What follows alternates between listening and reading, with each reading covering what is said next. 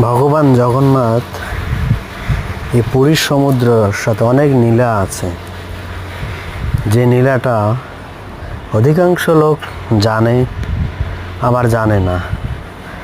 আর সেই নীলাটা আমরা যদি জানতে পারি তাহলে তো আমাদের সমুদ্রের প্রতি যে প্রেম সেটা আরও প্রকটিত হবে। কিন্তু কলিযুগের মানুষ সেটা জানার প্রয়াস করে না। তারা আসে শুধু সমুদ্রতে বিনোদন উপভোগ করার জন্য, বাট কিন্তু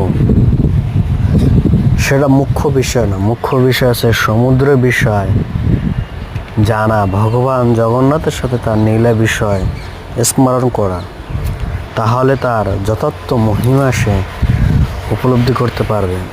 কিন্তু আমরা সেটা কয়েকজনে বা করার চেষ্টা করি।